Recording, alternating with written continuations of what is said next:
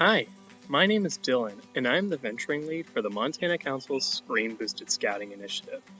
For those of you who may be unaware, the Screen Boosted Scouting Initiative is a project with the purpose of providing all of the scouting units across Montana with resources, opportunities, and training to help improve their program. As the venturing lead for this project, it is my hope to work closely with each and every venturer and venturing advisor to help give you the support that you need to continue to lead the adventure each and every day. This video is the first of a two-part series that will be specifically focused on how to make your meetings, your weekly meetings, a more worthwhile and gratifying experience. In this video, I will be covering two topics in particular. Number one, what platforms are available to you? How do you use them? And what are some general tips and tricks to help you get started or to help keep that momentum going? And number two is how and why to be enthusiastic about meeting. These are, of course, unprecedented and confusing times for sure. But with that being said, it's super important to keep moving onward, to keep scouting onward, and to keep the spirit of venturing alive.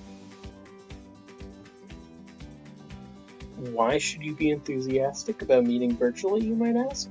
Well, there are a number of reasons. First and foremost, scouting in Montana, the nation, and across the globe continues, and this includes the venturing program. Despite COVID-19 and other obstacles, scouts and scouters are able to thrive, and there has been a lot of innovation that has come because of this global pandemic. That being said, it's still incredibly important to make sure that we're keeping ourselves safe and healthy. So meeting virtually is a great means of doing that. It allows us to keep scouting onward, but at the same time ensures that we're doing the best that we can to serve our local communities, and global one too. So keep up that momentum and continue to strive to achieve your goals. It might be more difficult under these current circumstances, but it's definitely possible. Additionally, it's also a way of ensuring that you have something concrete in your daily and weekly routines. Of course, these are unprecedented times, and so there aren't that many concrete activities on our schedules. Scouting can be, though, and scouting has been for many of us in all times, not just in times of need. This time is of great need for many of us, so being able to have something like scouting in our lives on a regular basis is a great way to keep us on track and to keep us healthy and safe. It's also a way to stay connected to our peers and to this support network.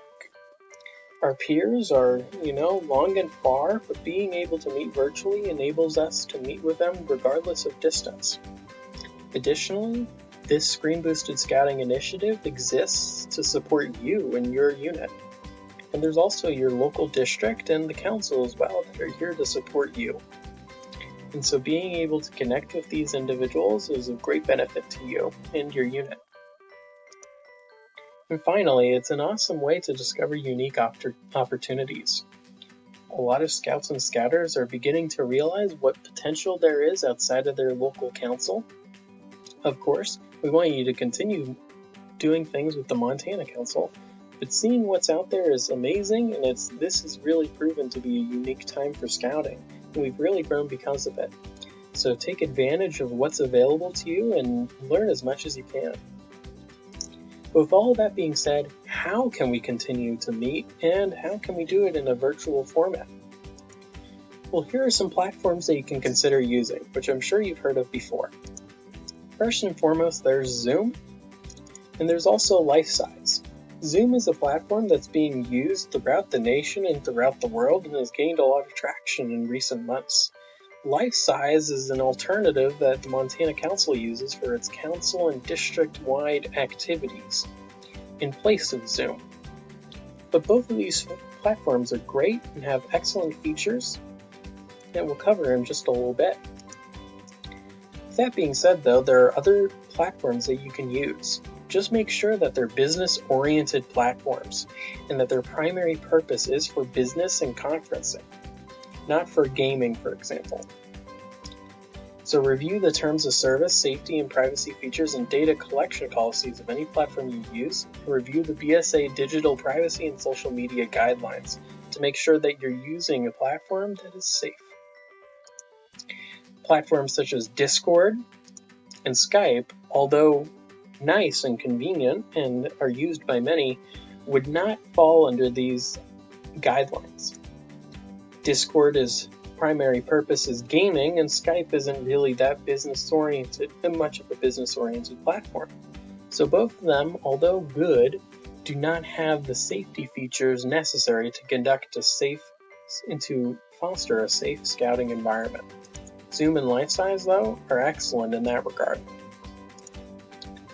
Lifesize and Zoom, for example, are really easy to get situated and to get ready for you and your unit's use. Lifesize and Zoom are both free platforms to use and are as simple as just creating an account. As you can see on the left, Lifesize just asks for a little bit of personal information, and then it's just as simple as clicking the register button. For Zoom, you just go to their website, you click sign up it for free. Once again, it's free. You fill in a bit of information and you create your account. With these accounts, you're able to then create meeting links where you can connect with other users. With all this being said, there are some do's and don'ts with online meeting. Do enable waiting rooms. In platforms such as Zoom, you're able to create a waiting room that the host has to manually enter users before they have access to the primary meeting. This is a great way to make sure that only those you have invited are able to join. Do require meeting passwords. For those who don't have a link, they will then have to use a meeting password in most cases, or may have to use a meeting password even if they have the link. This is just an extra layer of protection. Do be careful who you share your meeting links with. If someone has a meeting link that shouldn't have it, they are able to get into your meeting most likely. And with that being said, it's really difficult to figure out who might be in your meeting, especially if it's a larger one, so just be careful about that. Do validate users by requiring them to create an account and by requiring users to use their actual name. In some platforms, such as Zoom, you're able to make sure that those who are joining your meeting have actually created an account, so they're not any sort of bot. But at the same time, you can also require users to change their name to reflect who they actually are. That way, if you have a roll call, you can actually verify who is who. Do minimize the amount of personal information you exchange through these platforms, though. So although you might want to have a user share their name so that you know who they are and can validate that, you don't want to be sharing sensitive personal information that if someone who is not supposed to be in your meeting did get into your meeting, would be able to take advantage of that info. So make sure that you're only sharing information that is relevant and that isn't unnecessary. Do not record meetings and publish them online. There are a lot of do's with these virtual meetings, but the one do not is to not record those meetings and publish them in a place that others can access them.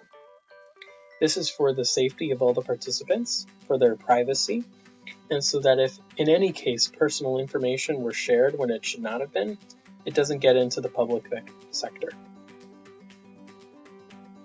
These are just a few tips to make sure that your meetings are as safe as they can possibly be.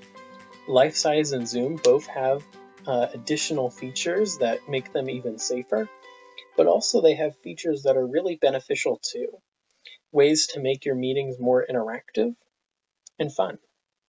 I hope that you found the information in this video useful to you and your venturing crew, that you now feel well equipped to tackle virtual meetings. In the next episode, we will be focusing on short-term and long-term planning to ensure that we're as productive as we can possibly be during this time.